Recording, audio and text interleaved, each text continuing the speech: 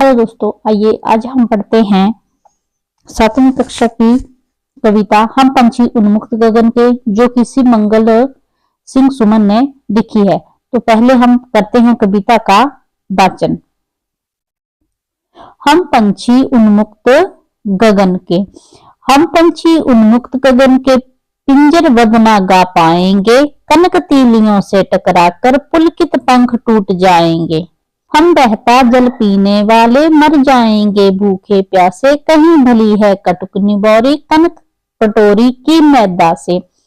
स्वर्ण श्रृंखला के बंधन में अपनी गति उड़ान सब भूले, बस सपनों में देख रहे हैं तरु की फूंगी पर के झूले। ऐसे थे अरमान की उड़ते नीले नव की सीमा पाने, लाल किरण सी चोंच खोल चुगते तारक अनार के दाने। होती सीमाहीन क्षितिज से इन पंखों की होड़ा होड़ी, या तो क्षितिज मिलन बन जाता या तनती सांसों की डोरी। नीर न दो चाहे टहनी का, आश्रय छिन्न भिन्न कर डालो, लेकिन पंख दिए हैं तो आकुल उड़ान में बिगड़ न डालो। ये कविता लिखी है शिव मंगल सिंह सुमन ने। आइए आगे पढ़ते हैं हम इस कविता की व्याख्या। तो हम पंछी उन्मुक्त गगन के, तो इस पद्यांश में पंछी कह रहे हैं कि हम खुले आकाश में उड़ने वाले हैं, पिंजरे में बंद होकर हम नहीं गा पाएंगे।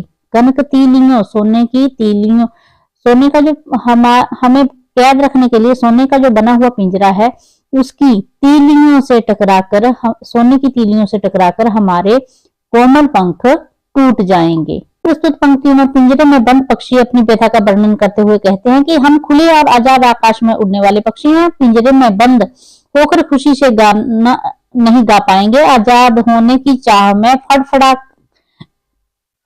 फड़फड़ाने के कारण सोने की सलाखों से टकराकर हमारे नरम पंख टूट जाएंगे। हम बहता जल पीने वाले मर जाएंगे भूखे प्यासे, कहीं भली है कटुक निबोरी कनक कटोरी की मैदा से। कविता की प्रस्तुत पंक्तियों में पिंजरे में बंद पक्षी अपनी स्थिति से दुखी होकर अपनी व्यथा का वर्णन करता हुआ कहता है कि हम पक्षी बहता हुआ जल पीने वाले प्राणी हैं। कहने का तात्पर्य है कि पक्षियों को बहता हुआ पानी अर्थात नदियों झरनों का पानी पीना बहुत पसंद है।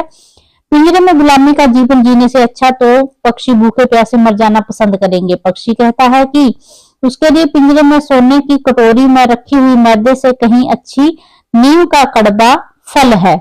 स्वर्ण श्रृंखला के बंधन में अपनी गति उड़ान सब भूले, बस सपनों में देख रहे हैं तरु की फुनगी पर के झूले। प्रस्तुत कविता की पंक्तियों में पक्षी अपने दुख को हम सभी को साझा करते हुए कहते हैं कि हम सोने की जंजीरों से बने पिंजरे में बंद हमें कर दिया है, जिसके कारण हम अपनी उड़ने की कला रफ्तार सब भूल गए हैं। अब तो हम केवल सपने ही देखते हैं कि हम पेड़ों की ऊंची डालियों पर झूला झूल रहे हैं। ऐसे थे अरमान की उड़ते नीले नभ की सीमा पाने, लाल किरण सी चोंच खोल चुगते तारक अनार के दाने।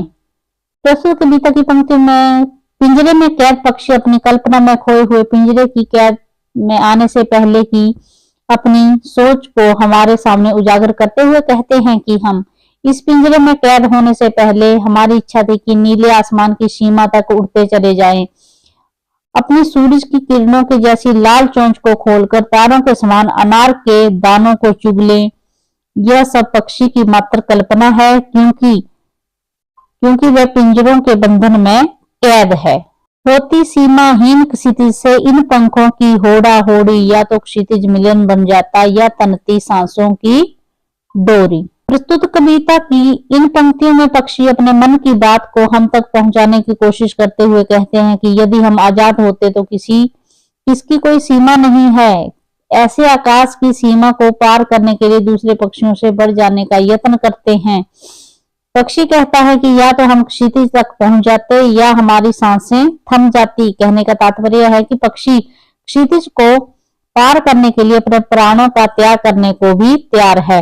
न दो चाहे टहनी का, आश्रय छिन्न भिन्न कर डालो, लेकिन पंख दिए हैं तो आकुल उड़ान में बिगड़ न डालो। प्रस्तुत कविता की पंक्तियों में पक्षी उसे पिंजरे में कैद करने वाले व्यक्ति से प्रार्थना करते हुए कहता है कि भले ही हमें पेड़ पर टहनियों के घोंसले न रहने दो, चाहो तो हमारे रहने के स्थान को भी नष्ट कर डालो, परंतु जब भगवान ने हमें पंख दिए हैं तो हमारी बेचैन उड़ान में रुकावट ना डालो। कहने का तात्पर्य यह है कि पक्षी अपनी आजादी चाहता है और वह अपने आप को कैद करने वाले व्यक्ति को याद दिला रहा है कि वह एक पक्षी है और उड़ना उसका अधिकार है, अतः उसे आजाद किया जाए। ये थी हमारी कविता की व्याख्या। आगे पढ़ते हैं कविता का। कवि शिव मंगल सिंह सुमन ने हम पंछी उन्मुक्त गगन के कविता में पक्षियों के माध्यम से स्वतंत्रता का जीवन में क्या महत्व है, यह समझाने का प्रयत्न किया है। कविता में पक्षी कहते हैं कि हम खुले आसमान में घूमने वाले प्राणी हैं। हमें पिंजरे में बंद कर देने पर हम अपने सुरीले गीत नहीं गा पाएंगे। हमें सोने के पिंजरे में भी मत रखना, क्योंकि हमारे पंख पिंजरे से टकराकर टूट जाएंगे और हमारा जीवन बर्बाद हो जाएगा। हम स्वतंत्र होकर नदी झरनों का जल पीते हैं, पिंजरे में हम भला क्या खा पिएंगे। हमें गुलामी में सोने के कटोरे में मिले मैदे से ज्यादा स्वतंत्र होकर कड़वी निबोरी खाना पसंद है। आगे कविता में पंछी कहते हैं कि पिंजरे में बंद होकर तो पेड़ों की ऊंची टहनियों पर झूला झूलना अब एक सपना मात्र बन गया है। हम आकाश में उड़कर इसकी हदों तक पहुंचना चाहते हैं। हमें आकाश में ही जीना मरना है। अंत में पक्षी कहते हैं कि तुम चाहे हमारे घोंसले और आश्रय उजाड़ दो, मगर हमसे उड़ने की आजादी मत छीनो, ये तो हमारा जीवन है। आइए अब हम करते हैं इस कविता का अभ्यास। इसमें है कविता से, तो इसमें प्रश्न नंबर 1 दिया है, हर तरह की सुख सुविधाएं पाकर भी पक्षी पिंजरे में बंद क्यों नहीं रहना चाहते हैं। तो इस प्रश्न के उत्तर में हम लिखेंगे, हर प्रकार की सुख सुविधाएं पाकर भी पक्षी पिंजरे में बंद नहीं रहना चाहते, क्योंकि उन्हें वहां उड़ने की आजादी नहीं है। वे तो खुले आसमान में ऊंची उड़ान भरना, नदी झरनों का बहता जल पीना, कड़वी निबोरियां खाना, पेड़ की ऊंची डाली पर झूलना, कूदना फुदकना, अपनी पसंद के अनुसार अलग अलग ऋतुओं में फलों के दाने चुगना और क्षितिज मिलन करना ही पसंद है। यही कारण है कि हर तरह की सुख सुविधाओं को पाकर भी पक्षी पिंजरे में बंद नहीं रहना चाहते। आगे प्रश्न नंबर 2 दिया गया है, पक्षी उन्मुक्त रहकर अपनी कौन कौन सी इच्छाएं पूरी करना चाहते हैं। तो इसके उत्तर में हम लिखेंगे, पक्षी उन्मुक्त रहकर अपनी इन इच्छाओं को पूरा करना चाहते हैं। इसमें है पहली इच्छा को वे खुले आसमान में उड़ना चाहते हैं, वे अपनी गति से उड़ान भरना चाहते हैं, नदी झरनों का बहता जल पीना चाहते हैं, नीम के पेड़ की कड़वी निबोरियां खाना चाहते हैं, पेड़ की सबसे ऊंची फुनगी पर झूला झूलना चाहते हैं। आगे है हमारा प्रश्न नंबर 3, भाव स्पष्ट कीजिए। तो इसमें कविता की पंक्ति दी गई है, या तो क्षितिज मिलन बन जाता या तनती सांसों की डोरी। तो इसका हमें भाव स्पष्ट करना है। तो उसके उत्तर में हम लिखेंगे, इस पंक्ति में कवि पक्षी के माध्यम से कहना चाहता है कि यदि मैं स्वतंत्र होता तो उस असीम क्षितिज से मेरी होड़ हो जाती। मैं इन छोटे छोटे पंखों से उड़कर या तो उस क्षितिज को पार क्षितिज से जाकर मिल जाता या फिर मेरा प्राणांत हो जाता। कविता से आगे, तो इसमें प्रश्न 1 है, कई लोग पक्षी पालते हैं। इसमें भाग कर दिया गया है, पक्षियों को पालना उचित है अथवा नहीं, अपने विचार लिखिए। क्या आपने या आपकी जानकारी में किसी ने कभी कोई पक्षी पाला है, उसकी देखरेख किस प्रकार की जाती है की जाती होगी, लिखिए। इसके उत्तर में हम लिखेंगे, पहले हमने जो प्रश्न नंबर क पढ़ा उसका उत्तर हम लिखेंगे, पक्षियों को पालना उचित है अथवा नहीं, अपने विचार लिखिए।